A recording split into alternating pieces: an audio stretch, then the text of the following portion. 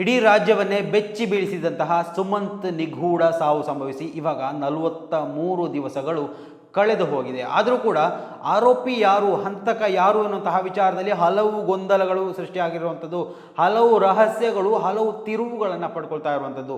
ಇವತ್ತು ದೇವಸ್ಥಾನದ ಮುಖ್ಯ ಅಧ್ಯಕ್ಷ ಈ ಒಂದು ವಿಚಾರದಲ್ಲಿ ಒಂದು ಸ್ಫೋಟಕವಾದಂತಹ ಮಾಹಿತಿಯನ್ನು ಕೂಡ ಹೊರಗಡೆ ಹಾಕಿರುವಂತಹ ವಿಚಾರ, ಅಪ್ಡೇಟ್ಗಳು ಹೊರಗಡೆ ಬರ್ತಾ ಇರುವಂಥದ್ದು. ಸೊ ಎಲ್ಲ ಮಾಹಿತಿಗಳನ್ನು ಒಂದರ ಹಿಂದೆ ಒಂದರಂತೆ ನಿಮ್ಮ ಮುಂದೆ ತರುವಂತಹ ಪ್ರಯತ್ನಗಳನ್ನು ಮಾಡ್ತಾ ಇದ್ದೀವಿ.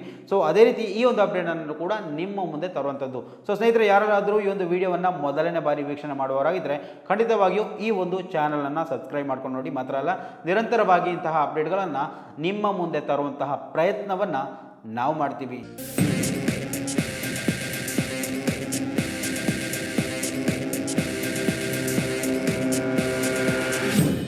ಜನವರಿ 14 ಮಕರ ಸಂಕ್ರಮಣದ ಧನು ಪೂಜೆಯ ದಿನ. ಸುಮಂತ್ ಪ್ರತಿದಿನಂತೆ ದೇವಸ್ಥಾನಕ್ಕೆಂದು ಮನೆಯಿಂದ ಹೊರಟಿದ್ದ. ಆದರೆ ಅಂದು ಅವನು ದೇವಸ್ಥಾನಕ್ಕೆ ತಲುಪಲೇ ಇಲ್ಲ. ಅವನ ಸ್ನೇಹಿತರು ಸೈಕಲ್ಗಳಲ್ಲಿ ಬಂದು ಕಾದು ಕಾದು ವಾಪಸ್ ಹೋದ ದೃಶ್ಯಗಳು CCTVಯಲ್ಲಿ ಸೆರೆಯಾಗಿವೆ. ಅಂದರೆ ಸರಿಸುಮಾರು ಬೆಳಗ್ಗಿನ ಜಾವ 5 ಗಂಟೆಯ ಹೊತ್ತಿಗೆ ಇವರೆಲ್ಲ ಹೊರಡ್ತಾರೆ. ಆದರೆ 5:15 ಆಯಿತು, 6 ಗಂಟೆ ಆಯಿತು, ಸುಮಂತನ ಪತ್ತೆ ಇಲ್ಲ ಅಂತ ಹೇಳುವಾಗ ಸುಮಂತನ ಸ್ನೇಹಿತರು ಸುಮಂತನ ಮನೆಗೆ ಕರೆ ಮಾಡಿ ಈ ಒಂದು ವಿಚಾರವನ್ನು ತಿಳಿಸ್ತಾರೆ. ಮನೆಯವರು ಸುಮಂತ್ ಎದ್ದು ಹೋದದ್ದು ತಮಗೆ ತಿಳಿಯಲೇ ಇಲ್ಲ ಅಂತ ಹೇಳುತ್ತಿರುವುದು ಈಗ ದೊಡ್ಡ ಪ್ರಶ್ನೆಯಾಗಿ ಉಳಿದಿರುವಂಥದ್ದು. ಈ ಒಂದು ವಿಚಾರಕ್ಕೆ ಸಂಬಂಧಪಟ್ಟು ಹಲವು ರಹಸ್ಯಗಳ ಬಗ್ಗೆ ಮಾತಾಡ್ತಾ ಇದ್ದು, ಹಲವು ವಿಚಾರಗಳು ಯಾವ ರೀತಿಯಲ್ಲಿತ್ತು ಅಂತ ಹೇಳಿದರೆ, ಸಾಕ್ಷ್ಯಗಳು ಅಥವಾ ಈ ಒಂದು ಸಾವಿನ ಸುತ್ತ ಅಡಗಿರುವಂತಹ ರಹಸ್ಯಗಳು ಒಂದು ದಿನಕ್ಕೊಂದು ತಿರುವನ್ನು ಪಡ್ಕೊಳ್ತಾ ಇತ್ತು. ಸೊ ಅಂತಹದೇ ಒಂದು ಸಂದರ್ಭದಲ್ಲಿ ಇದೊಂದು ಚಿರತೆ ದಾಳಿ ಆಗಿರ್ಬೋದು ಅಥವಾ ವ್ಯವಸ್ಥಿತ ಸಂಚು ಏನಾದರೂ ಇರ್ಬೋದು. ಈ ಒಂದು ಸ್ಥಳದಲ್ಲಿ ರಕ್ತದ ಕಲೆಗಳು ಕಂಡಾಗ ಎಲ್ಲರೂ ಒಂದು ರೀತಿಯಲ್ಲಿ ಕಾಡು ಪ್ರಾಣಿಗಳು, ಚಿರತೆ ನಮ್ಮ ಕಾಡನ್ನು ಉಪೇಕ್ಷಿಸಿ ಇವಾಗ ನಾಡಿಗೆ ಬಂದಿರುವಂತಹ ವಿಚಾರ ಎಲ್ರಿಗೂ ಗೊತ್ತಿರುವಂಥದ್ದು. ಸೊ ಅದೇ ರೀತಿ ಆಗಿರ್ಬೋದು ಅಂತ ಕೂಡ ಭಾವಿಸಿದರು. ಆದರೆ ಸ್ಥಳೀಯ ಅಧ್ಯಕ್ಷರಾದ ಹರೀಶ್ ಕುಮಾರ್ ಅವರು ಹೇಳುವಂತೆ ಸುಮಂತ್ ಸಿಕ್ಕ ಸ್ಥಿತಿ ಹಲವು ಸಂಶಯಗಳಿಗೆ ಎಡೆ ಮಾಡಿಕೊಟ್ಟಿರುವಂಥದ್ದು. ಒಂದು, ಕೈಯಲ್ಲಿದ್ದಂತಹ ಆ ಒಂದು ಹುಲ್ಲು. ಸಾಯುವ ಕೊನೆಯ ಕ್ಷಣದಲ್ಲಿ ಅವನ ಕೈಯಲ್ಲಿ ಹುಲ್ಲಿನ ಕಡ್ಡಿಗಳಿದ್ದವು. ಅಂದರೆ ಅವನು ತನ್ನನ್ನು ರಕ್ಷಿಸಿಕೊಳ್ಳಲು ಅಥವಾ ಎಳೆದಾಡಲು ಪ್ರಯತ್ನ ಪಡ್ತಾ ಇದ್ದ. ನೋಡಿ, ಆತ ಸಾಯುವಂಥ ಸಂದರ್ಭದಲ್ಲಿ ಆತನನ್ನು ಕೆರೆಯಿಂದ ಮೇಲೆ ಕೆತ್ತಿದಂಥ ಸಂದರ್ಭದಲ್ಲಿ ಆತ ಆ ಒಂದು ಕೈ ಮುಷ್ಟಿಯಲ್ಲಿ ಹುಲ್ಲನ್ನು ಹಿಡಿದುಕೊಂಡಿದ್ದ. ಅಂದರೆ ಏನೋ ಒಂದು ಯಾರೋ ಹೊಡೆದು ಎಳೆದಾಡಿಕೊಂಡು ಇರುವಂತಹ ಸಂದರ್ಭದಲ್ಲಿ ಆತ ಬಲವಾಗಿ ಏನನ್ನೋ ಹಿಡ್ಕೊಳ್ಳುವಂತಹ ಪ್ರಯತ್ನವನ್ನು ಮಾಡಿದ್ದ. ಆವಾಗ ಆತನ ಕೈಗೆ ಹುಲ್ಲುಗಳು ಸಿಕ್ಕಿದ್ದವು. ಅದು ಆತನ ಕೈಯಲ್ಲಿ ಭದ್ರವಾಗಿತ್ತು ಎನ್ನುವಂತಹ ವಿಚಾರವನ್ನು ಆ ಒಂದು ದೇವಸ್ಥಾನದ ಅಧ್ಯಕ್ಷರೇ ಇವಾಗ ಹೇಳ್ತಾ ಇರುವಂಥದ್ದು. ಎರಡನೇದಾಗಿ ಆ ಒಂದು ಚಪ್ಪಲಿಯ ರಹಸ್ಯದ ವಿಚಾರದಲ್ಲಿ ಹೇಳಲೇಬೇಕು. ಅವನ ಒಂದು ಚಪ್ಪಲಿ ಕಾಲಿನಲ್ಲೇ ಇತ್ತು. ಸೊ ಆ ಒಂದು ಚಪ್ಪಲಿಯಲ್ಲಿ ಬೆಲ್ಟ್ ಇದ್ದ ಆ ಕಾರಣದಿಂದಾಗಿ ಬೆರಳುಗಳ ಗುರುತು ನೋಡಿದರೆ ಅದೊಂದು ಸಹಜ ಸಾವಿನಂತೆ ಕಾಣ್ತಾ ಇರಲಿಲ್ಲ. ನೋಡಿ, ಒಂದು ರೀತಿಯಲ್ಲಿ ಅವರು ವಿವರಿಸುವ ಪ್ರಕಾರ ಒಂದು ಚಪ್ಪಲಿ ಸರಿಯಾಗಿ ಒಂದು ಕಾಲಲ್ಲಿತ್ತು, ಇನ್ನೊಂದು ಚಪ್ಪಲಿ ಆ ಒಂದು ಚಪ್ಪಲಿಯ ಮೇಲ್ಭಾಗಕ್ಕೆ ಕಾಲಿನ ಪಾದಗಳು ಬಂದಿದ್ದವು ಎನ್ನುವಂತಹ ವಿಚಾರವನ್ನು ಅವರಲ್ಲಿ ಹೇಳ್ತಾರೆ. ಸೊ ಇದು ಕೂಡ ಒಂದು ರೀತಿಯಲ್ಲಿ ಎಳೆದಾಡುವಂತಹ ಸಂದರ್ಭದಲ್ಲಿ ಯಾರೋ ಬಲವಾಗಿ ಆತನನ್ನು ಈ ರೀತಿಯಾಗಿ ಮಾಡಿದ್ದಾರೆ, ಏನೋ ಒಂದು ಕೃತ್ಯಕ್ಕೆ ಶ್ರಮ ಪಟ್ಟಿದ್ದಾರೆ, ಆವಾಗ ಆತ ಬಚಾವಾಗುವಂತಹ ಪ್ರಯತ್ನದಲ್ಲಿ ಈ ಒಂದು ಘಟನೆಗಳು ನಡೆದಿರ್ಬೋದು ಅನ್ನುವಂತಹ ವಿಚಾರಗಳು ಇವಾಗ ಹೊರಗಡೆ ಬರ್ತಾ ಇರುವಂಥದ್ದು. ಇನ್ನು ಮೂರನೇದಾಗಿ ತಲೆಯ ಮೇಲಿನ ಆ ಒಂದು ಗಾಯದ ಬಗ್ಗೆ ದೊಡ್ಡ ಸಂದೇಹವನ್ನು ವ್ಯಕ್ತಪಡಿಸ್ತಾರೆ. ಸುಮಂತ್ ತಲೆಯ ಮೇಲೆ 2 ನೇರವಾದ ಪೆಟ್ಟುಗಳಿದ್ದವು. ಒಂದು, ತೆಂಗಿನಕಾಯಿ ಬಿದ್ದರೆ ಅಥವಾ ಪ್ರಾಣಿ ದಾಳಿ ಮಾಡಿದರೆ ಗಾಯಗಳು ಆ ರೀತಿ ನೇರವಾಗಿರಲು ಸಾಧ್ಯವಿಲ್ಲ ಅಂತ ಈ ಒಂದು ದೇವಸ್ಥಾನ ಮಂಡಳಿಯ ಅಧ್ಯಕ್ಷರಾದಂತಹ ಗಿರೀಶ್ ಅವರ ವಾದ. ಅಂದರೆ ತೆಂಗಿನಕಾಯಿಯೋ ಅಥವಾ ಬೇರೆ ಏನಾದರೂ ದಾಳಿ ಮಾಡಿದರೆ ಅದು ಆ ರೀತಿ ಪರಿಣಾಮಕಾರಿಯಾಗಿ ಹೋಳಾಗುವಂತಹ ಪರಿಸ್ಥಿತಿ ಬರುವುದಿಲ್ಲ. ಇದು ಏನೋ ಒಂದು ಬಲವಾದ ಪೆಟ್ಟು ಸಿಕ್ಕ ಕಾರಣಕ್ಕಾಗಿ ಈ ರೀತಿಯ ತಲೆ ಹಿಂಭಾಗದಲ್ಲಿ ಹೋಳಾಗಿರುವಂಥದ್ದು ಎನ್ನುವ ವಿಚಾರವನ್ನು ಅವರು ಹೇಳುವಂಥದ್ದು. ಇನ್ನು CCTV ಮತ್ತು ಆ ಒಂದು ತನಿಖೆಯ ಹಾದಿಯನ್ನು ನಾವು ಗಮನಿಸ್ತಾ ಹೋದರೆ ದೇವಸ್ಥಾನದ CCTVಗಳನ್ನು ಪೊಲೀಸರು ಈಗಾಗಲೇ ವಶಪಡಿಸಿಕೊಂಡಿದ್ದಾರೆ. ಆದರೆ ದುರಾದೃಷ್ಟವಶಾತ್ ಸುಮಂತ್ ಮನೆಯ ಹತ್ತಿರವಿದ್ದ ಕೆಲವು ಪ್ರಮುಖ ಕ್ಯಾಮೆರಾಗಳು ಘಟನೆಗೆ 1 ವಾರ ಮೊದಲೇ ಕಿಟ್ಟು ಹೋಗಿದ್ದವು. ಇದು ಆಕಸ್ಮಿಕವೋ ಅಥವಾ ಯಾರಾದರೂ ಉದ್ದೇಶಪೂರ್ವಕವಾಗಿ ಮಾಡಿದಂತಹ ಸಂಚೋ ಅಂತ ತನಿಖೆಯಿಂದ ತಿಳಿದು ಬರಬೇಕಾದಂಥದ್ದು. ನೋಡಿ, ಅಂದರೆ ದೇವಸ್ಥಾನದಲ್ಲಿರುವಂತಹ ಪ್ರತಿಯೊಂದು CCTV ದೃಶ್ಯಗಳನ್ನು ಕೂಡ ಪೆನ್ ಡ್ರೈವಲ್ಲಿ ಸೇವ್ ಮಾಡಿಕೊಂಡು ಪೊಲೀಸರು ಹೋಗಿದ್ದಾರೆ. ಅಂದರೆ ತನಿಖೆಯ ಭಾಗವಾಗಿ ಅವೆಲ್ಲವನ್ನು ಕಲೆಕ್ಟ್ ಮಾಡಿದ್ದಾರೆ. ಆದರೆ ಆ ಒಂದು ಸುಮಂತ್ ಹೋಗ್ತಾ ಇದ್ದಂತಹ ಪ್ರದೇಶದಲ್ಲಿ ಸುತ್ತಮುತ್ತಲಿದ್ದಂತಹ ಮನೆಗಳಲ್ಲಿನ CCTV ದೃಶ್ಯಾವಳಿಗಳು ಎಲ್ಲವೂ 1 ವಾರಗಳ ಮೊದಲು ಅಥವಾ 1 ತಿಂಗಳ ಮೊದಲು ಕೆಟ್ಟು ಹೋಗಿತ್ತು. ಅಂದರೆ ಯಾವುದೂ ಕೂಡ ವರ್ಕ್ ಆಗ್ತಾ ಇರಲಿಲ್ಲ.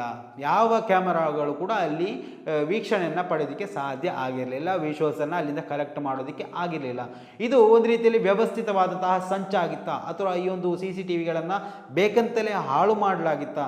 ಇದು 1 ವಾರ 1 ತಿಂಗಳ ಮೊದಲೇ ಈತನನ್ನು ಮುಗಿಸಿಬಿಡಬೇಕು ಅಂತ ಯಾರಾದರೂ ಸಂಚು ಮಾಡಿದ್ರಾ ಎನ್ನುವಂತಹ ಸಂಶಯಗಳು ಕೂಡ ಈ ಒಂದು ವಿಚಾರದಲ್ಲಿ ಉದ್ಭವ ಆಗ್ತಾ ಇರುವಂಥದ್ದು. ಇದನ್ನು ದೇವಸ್ಥಾನದ ಅಧ್ಯಕ್ಷ ಹರೀಶ್ ಅವರೇ ಸ್ವತಃ ಒಂದು ಮಾಧ್ಯಮದಲ್ಲಿ ಹೇಳಿಕೊಂಡಿರುವಂಥದ್ದು. FSL ವರದಿಯ ನಿರೀಕ್ಷೆ ಇವಾಗ ಎಲ್ಲರಲ್ಲೂ ಕಾಡ್ತಾ ಇರುವಂಥದ್ದು. ಅಂದರೆ FSL ವರದಿ ಇನ್ನೂ ಕೂಡ ಬಂದಿಲ್ಲ.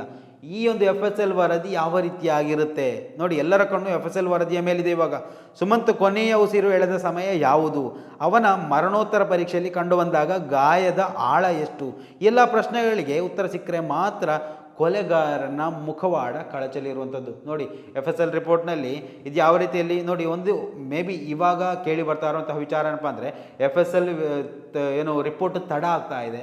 ಮೇ ಬಿ FSL ರಿಪೋರ್ಟ್ ಬಂದು ಇದೊಂದು ಅಸಹಜ ಸಾವು ಅಂತ ಹೇಳ್ಬೋದು, ಇದು ಕೊಲೆ ಅಲ್ಲ ಅಂತ ಕೂಡ ಹೇಳ್ಬೋದು.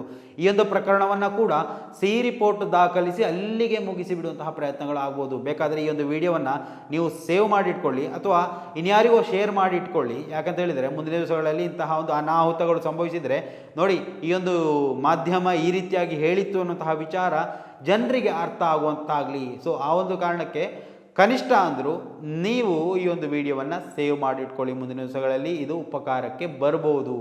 ಇಷ್ಟೆಲ್ಲ ವಿಚಾರಗಳನ್ನು ಗಮನಿಸ್ತಾ ಹೋಗುವಾಗ ನೋಡಿ, ಆ ಒಂದು ದೇವಸ್ಥಾನದ ಅಧ್ಯಕ್ಷರಾಗಿ ಅವರು ಹೇಳುವಂತಹ ವಿಚಾರಗಳನ್ನು ಕೂಡ ಗಮನಿಸ್ತಾ ಹೋಗುವಾಗ, ಅವರು ಪ್ರತಿಭಾವಂತ ವಿದ್ಯಾರ್ಥಿ ಆಗಿದ್ದ, ಈ ದೇಶದ ಆಸ್ತಿ ಆಗಬೇಕಿದ್ದಂತಹ ಹುಡುಗ ಇಂದು ನಮ್ಮೊಂದಿಗಿಲ್ಲ.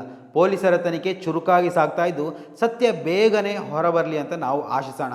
ಸೊ ಈ ಒಂದು ಪ್ರಕರಣದ ಬಗ್ಗೆ ನಿಮಗೆ ಏನು ಅನ್ನಿಸ್ತಾ ಇದೆ? ಈ ಒಂದು ಪ್ರಕರಣ ಇತ್ಯರ್ಥ ಆಗುತ್ತಾ? ಹಂತಕರನ್ನು ಅರೆಸ್ಟ್ ಮಾಡೋದಕ್ಕೆ ನಮ್ಮ ಪೊಲೀಸ್ ವ್ಯವಸ್ಥೆ ಅಥವಾ ಕಾನೂನು ವ್ಯವಸ್ಥೆಗೆ ಸಾಧ್ಯ ಆಗುತ್ತಾ? ಇಲ್ಲಿ ಏನು ಆ ಒಂದು ಗ್ರಾಮಸ್ಥರು ಅಥವಾ ಮನೆಯ ಪಕ್ಕದ ಮನೆಯವರು ಅಂತ ಹೇಳ್ಬೋದು, ಮನೆಯವರು ಅಂತ ಹೇಳ್ಬೋದು, ಯಾರಿಂದ ಕೂಡ ಒಂದು ರೀತಿಯಲ್ಲಿ ಸ್ಪಂದನೆ ಅನ್ನೋದು ಸಿಗ್ತಾ ಇಲ್ಲ. ಯಾವುದೇ ಕುರುಹುಗಳು ಪೊಲೀಸರಿಗೆ ಸಿಗ್ತಾ ಇಲ್ಲ. ಇವೆಲ್ಲದರ ನಡುವೆಯೂ ಸುಮಂತ್ ಪ್ರಕರಣಕ್ಕೆ ನ್ಯಾಯ ಸಿಗುತ್ತಾ? ಹಂತಕರನ್ನು ಅರೆಸ್ಟ್ ಮಾಡೋದಕ್ಕೆ ಆಗುತ್ತಾ? ಇಲ್ಲಿ ಹಂತಕರು ಯಾರೋ ಇದ್ದಾರಾ ಅಥವಾ ಅವರನ್ನು ರಕ್ಷಣೆ ಮಾಡೋದಕ್ಕೆ ಇನ್ನಿಲ್ಲದಂತಹ ಕಸರತ್ತುಗಳು ನಡೀತಾ ಇದೆಯಾ? ಅಥವಾ ಮುಸುಕುದಾರಿ ವ್ಯಕ್ತಿಯೇ ಇಲ್ಲಿ ಆರೋಪಿ ಆಗ್ತಾನ? ನಿರಂತರವಾಗಿ ಆತ ಬರ್ತಾ ಇದ್ರೆ ದಿನನಿತ್ಯ CCTVಗಳಲ್ಲಿ ಆ ಒಂದು ಬೈಕ್ ಕಾಣಬೇಕಿತ್ತಲ್ವ? ಅಥವಾ ಆ ಒಂದು ದಿನ ಮಾತ್ರ ಆ ಒಂದು ಮುಸುಕುದಾರಿ ವ್ಯಕ್ತಿ ಬಂದಿದ್ನ? ಸೊ ಇವೆಲ್ಲದಕ್ಕೂ ಕೂಡ ಕೊನೆ ಆಗಬೇಕು ಅಂದರೆ ಮೊದಲು ಈ ಒಂದು FSL ರಿಪೋರ್ಟ್ ನಮ್ಮ ಕಣ್ಣ ಮುಂದೆ ಬಂದು ತಲುಪಬೇಕು. ಅದನ್ನು ನೋಡಿದ ನಂತರವೇ ಈ ಒಂದು ವಿಚಾರದಲ್ಲಿ ಮುಂದಿನ ಕನ್ಕ್ಲೂಷನ್ಗೆ ಬರಲಿಕ್ಕೆ ಸಾಧ್ಯ ಆಗುವಂಥದ್ದು. ಏನೇ ಇರಲಿ, ಈ ಒಂದು ಪ್ರಕರಣದಲ್ಲಿ ಆದಷ್ಟು ಬೇಗ ಒಂದು ರೀತಿಯ ನ್ಯಾಯ ಸಿಗಬೇಕು ಅಂದರೆ ಇಲ್ಲಿ ಸುಮಂತನನ್ನು ವಾಪಸ್ ಕರ್ಕೊಂಡು ಬರೋದಕ್ಕೆ ಅಂತೂ ಖಂಡಿತ ಆಗೋದಿಲ್ಲ. ಆದರೂ ಕೂಡ ಕಳ್ಕೊಂಡಂತಹ ಅಣ್ಣನಿಗೆ ಅಥವಾ ತಂದೆ ತಾಯಿಗೆ ಅಥವಾ ಆ ಒಂದು ಕುಟುಂಬಕ್ಕೆ ಒಂದು ರೀತಿಯಲ್ಲಿ ನೆಮ್ಮದಿ ಸಿಗಬೇಕಾದ್ರೆ ಈ ಒಂದು ವಿಚಾರದಲ್ಲಿ, ಈ ಒಂದು ಪ್ರಕರಣದಲ್ಲಿ ಆರೋಪಿ ಯಾರು ಅನ್ನೋದು ಹೊರಗಡೆ ಬರಬೇಕು. ಅಥವಾ ಈ ಒಂದು ಸಮಾಜದಲ್ಲಿ ಅಥವಾ ರಾಜ್ಯದಲ್ಲಿ ಇವಾಗ ಹೆಚ್ಚಾಗಿ ಅತ್ಯಂತ ಕ್ಯೂರಿಯಾಸಿಟಿಯಲ್ಲಿ ಜನ ವೀಕ್ಷಣೆ ಮಾಡ್ತಾ ಇರುವಂತಹ ಒಂದು ಪ್ರಕರಣ ಅಂದರೆ ಅದು ಈ ಒಂದು ಸುಮಂತ್ ಪ್ರಕರಣ. ಸೊ ಎಲ್ಲದಕ್ಕೂ ಸಮಾಪ್ತಿ ಆಗಬೇಕು ಅಂದರೆ ಹಂತಕನನ್ನು ಪೊಲೀಸರು ಹೆಡೆಮುರಿ ಕಟ್ಟಲೇಬೇಕು. ಮಾತ್ರ ಅಲ್ಲ, ಈ ಒಂದು ಬೆಳ್ತಂಗಡಿಯಲ್ಲಿ ಇನ್ನೂ ಹಲವು ಪ್ರಕರಣಗಳು, ನಿಗೂಢವಾಗಿ ಸಾವನ್ನಪ್ಪಿದಂತಹ ಪ್ರಕರಣಗಳು ಮತ್ತೆ ಮುನ್ನೆಲೆಗೆ ಬರ್ತಾ ಇರುವಂಥದ್ದು. ಶ್ರೀಧರ್ ಮುಗೇರಾ ವಿಚಾರ ಇರ್ಬೋದು ಅಥವಾ ಇನ್ನಿತರ ಯಾವುದೇ ಆಗಿರ್ಬೋದು. ಸೊ ಇವೆಲ್ಲದಕ್ಕೂ ಒಂದು ರೀತಿಯಲ್ಲಿ ಆರೋಪಿ ಯಾರು, ಇವೆಲ್ಲವೂ ಯಾವ ರೀತಿಯಲ್ಲಿ ನಡೀತಾ ಇದೆ, ಒಂದು ರೀತಿಯಲ್ಲಿ ವ್ಯವಸ್ಥಿತವಾಗಿ ಯಾರೋ ಇದನ್ನು ಮಾಡಿಸ್ತಾ ಇದ್ದಾರಾ, ಎಲ್ಲವೂ ಕೂಡ ಬಯಲಿಗೆಳಿಬೇಕಾದಂಥದ್ದು ಬಹಳಷ್ಟು ಅನಿವಾರ್ಯ ಆಗಿದೆ. ಸೊ ಸ್ನೇಹಿತರೆ, ಈ ಒಂದು ವಿಚಾರದಲ್ಲಿ ನಿಮ್ಮ ಅಭಿಪ್ರಾಯಗಳನ್ನು ಕೂಡ ಕಮೆಂಟ್ ಮಾಡಿ. ಮುಂದಿನ ಮಾಹಿತಿಯೊಂದಿಗೆ ಮತ್ತೆ ಭೇಟಿಯಾಗೋಣ. ಅಲ್ಲಿವರೆಗೂ ನಮಸ್ಕಾರ.